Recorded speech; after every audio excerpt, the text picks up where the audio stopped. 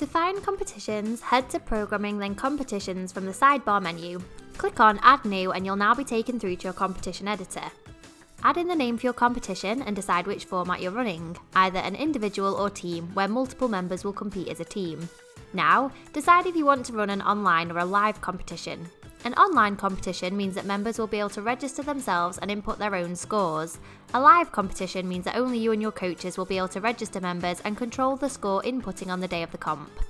In a live competition, members will still be able to see the leaderboard in the app, they just can't log their own scores there. In an online Teams comp, one team leader will register and add the other team members and be responsible for entering scores for their team. As soon as you build your competition and save, the registration goes live.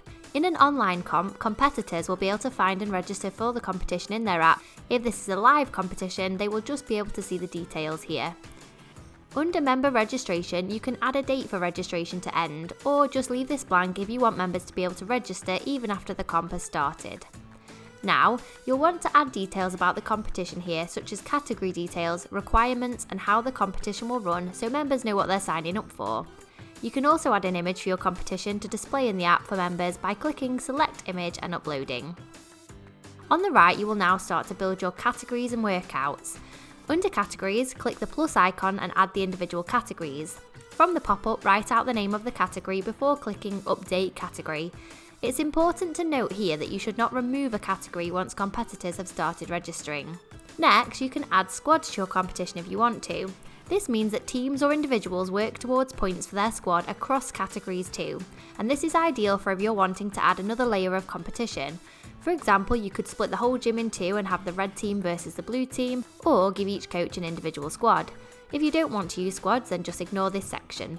Now, it's time to start building your workouts. Clicking the plus button will bring up your workout builder, which works in the exact same way as you program normally. So, build the workout and then you also have the option to keep the workout hidden until a certain date and time, and to put a deadline for completion too.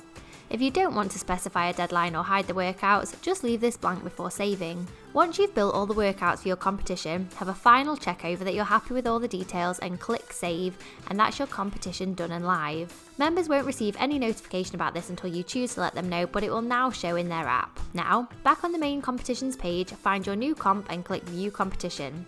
Here you can now see all the workouts you've built, the leaderboards and the squad leaderboard too. If this is a live comp, you can start managing competitors and adding them in for each category individually on the left, or members can also register themselves in the app if this is online.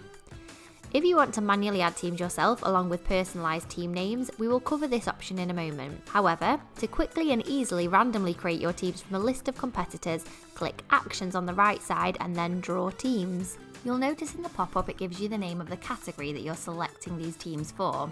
If you're selecting for a different category, make sure to change these on the drop-down on the left first. Decide on how many competitors are in a team, 2, 3 or 4, and make sure that there's the correct number of competitors added to divide this evenly. Now, simply start selecting a member and clicking the plus button to add them to this list. Once you have all the members you are adding, click Draw Teams. Teams will now be created using each member's first name as a team name. If you're using squads and want to randomly assign these teams to squads, click Actions again and Assign Squads. If you want to choose teams and squads yourself, on the left, select the category you're registering the team for from the drop-down and then click the plus button. As this is a team comp, you are searching for the team leader in the top box. You can start typing their name to search or scroll through the names. If you're using squads, select which squad you're putting them in if you want to choose this yourself, or leave as unassigned so that you can click to randomly assign all competitors later. If this was an individual competition, you'd just be searching for the individual name before adding the competitor. Next, write out a team name and add the team members.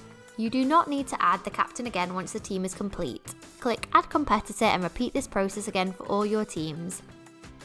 When adding competitors individually using this plus button on the left, whether for teams or individual competitions, you can also select names by clicking on them. Once you have all the names you want selected, you can either move those names to a different category or you can assign them to a squad too. Clicking Actions in the top right gives you several options for further managing your comp. Update will take you back to the competition editor to update the details of the competition, but you have to be careful not to remove any categories once members are already signing up.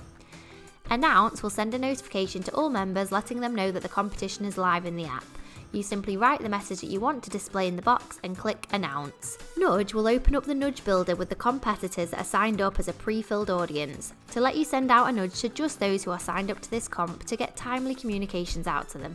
Let's switch to look at a different competition now so we can see what the leaderboard looks like when scores are already coming in.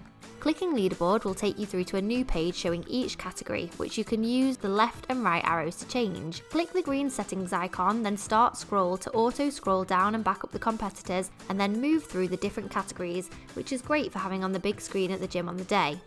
As the competition begins and scores start coming in, this page will update the leaderboards and squad points. To add a score for a competitor, click the green plus icon next to the workout. From the pop-up, you can search for the competitor and then add their score. You will not be able to add a score for the same competitor twice. As you add the scores, you'll see the leaderboard automatically updating under the workout. You can click Calculate Squad Points to check and update for points, and you can also add extra squad points too by clicking the plus button. For example, you might tell competitors at the start of the competition that points will be awarded for the squad with the most team spirit, and here you could add those points and the details for the reason for this. You can also dish out penalties here too. As the squad with the least points will win, awarding points will actually decrease the overall count, and giving out penalties will increase this number. This all works just the same for an individual competition too, just without the need to assign any team members. And that's how to set up and use competitions in Boxmate Plus.